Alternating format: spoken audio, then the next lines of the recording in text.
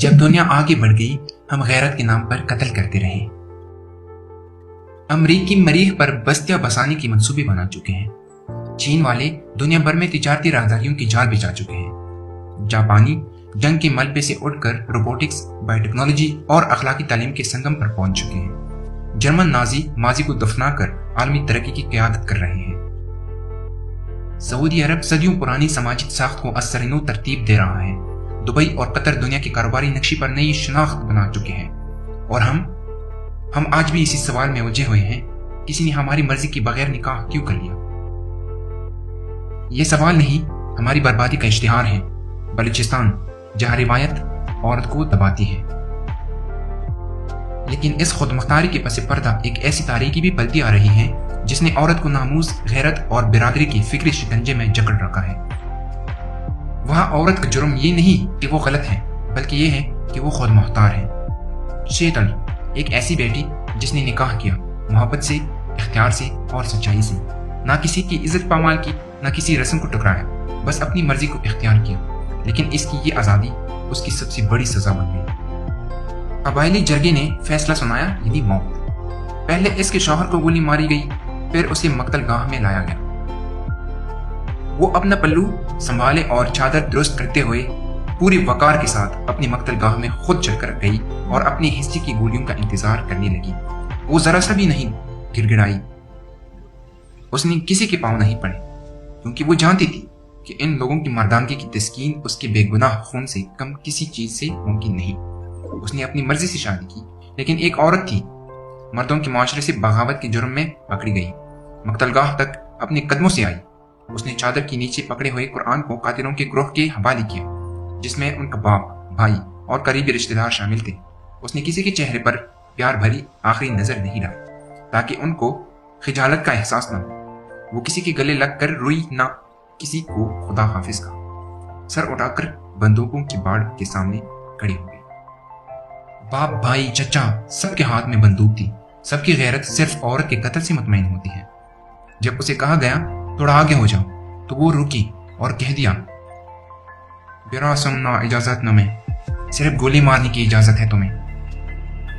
یہ جملہ ایک انقلابی لمحہ ہے، ایسا لمحہ جس میں صدیوں کا جبر ٹوٹا، جہاں عورت نے مردوں کی پوری سماجی ساخت کو پکار کر کہا، میں تمہاری ملکیت نہیں ہوں، میرے جسم، میرے فیصلے، میری جان میرے اختیار میں ہے۔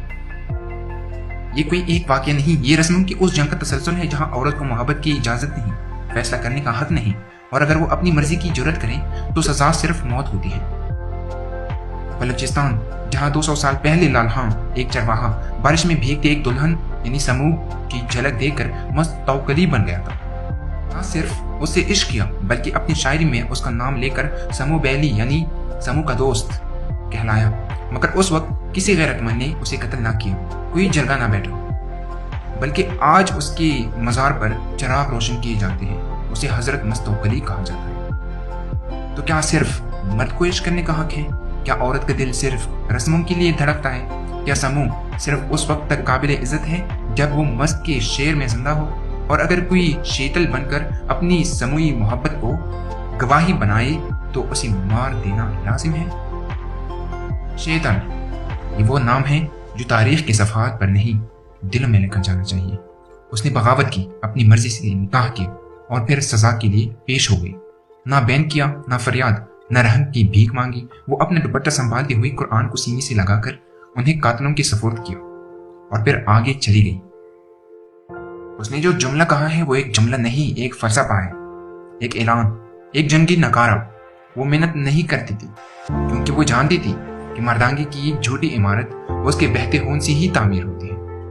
شیتل بندوقوں کی باڑ میں سامنے خود چل کر گئی، کسی کی طرف آخری نظر نہیں ڈالی تاکہ وہ ندامت سے بچ جائے، کسی کے گلے نہ لگی، کوئی ودائی آنسو نہ بہایا۔ اس نے اپنے قاتلوں کو آخری بار دیکھا بھی نہیں۔ اس کے لہجے میں رحم نہیں، اختیار تھا۔ وہ التجا نہیں کر رہی تھی، حکم سنا رہی تھی، صرف گولی مارنے کی اجازت ہے۔ یہی وہ لمحہ تھا جب اس کا قتل اس کی فتح بن گیا۔ وہ زندہ رہی، ان قبائلی ذہنوں کی سینے پر گولی بن کر، ایک چیخ بن کر، ایک احتجاج بن کر، اور اس کے بعد وہ آزاد ہو گئی۔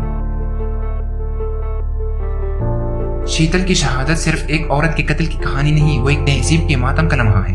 वो एक सवाल है हर उस जहन से जो गैरत को अना की कैंची से तराश कर औरत के गले में डाल देता है।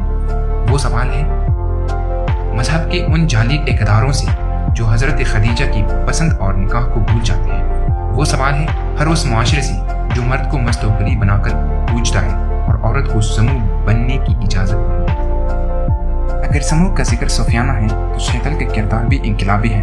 अगर मस्क को मर्जी अखलाक बनाया जा सकता है तो शीतल की कहानी क्यों दफना दी जाए। बलूचिस्तान जिसने महारंग जैसी खवातीन पैदा की, जहाँ औरत अब भी अपने हुकूक के लिए आवाज़ उठाती है, वहाँ आज भी बिरादरी के नाम पर औरत की मर्जी को कुचल दिया जाता है। शीतल की बगावत ऐसी वाहिद बगावत नहीं थी, मगर उसकी जुर्रत एक मिसाल जरूर है। वो लड़ सकती थी तो लड़ती, मगर जब लड़ने वालों में बाप, भाई और खून के रिश्तेदार हों तब औरत सिर्फ वकार के साथ मर सकती है। शीतल ने वो वकार मरने से पहले जीत ली। अब अगर हम इस दुनिया को देखें,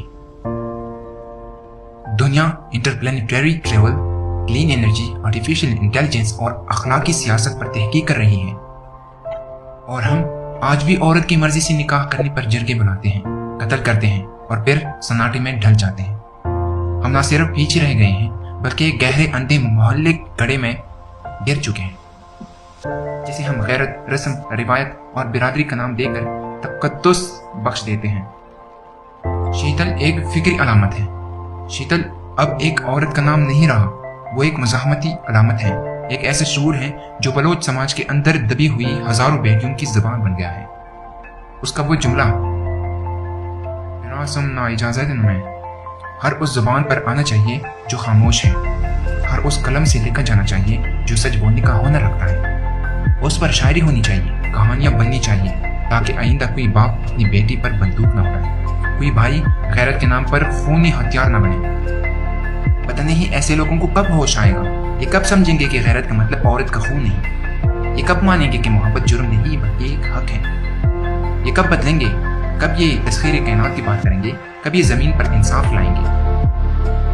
शीतल की कुर्बानी हमें ये सोचने पर मजबूर करती है कि शायद हम सिर्फ जिस्मानी तौर पर जिंदा हैं, मगर रूहानी, फिक्री और तहजीबी तौर पर मर चुके हैं। अगर हमें फिर से जीना है तो हमें इस जुमले से आगाज करना होगा कि सिर्फ गोली मारने का हक है, बाकी सब मेरा हक है।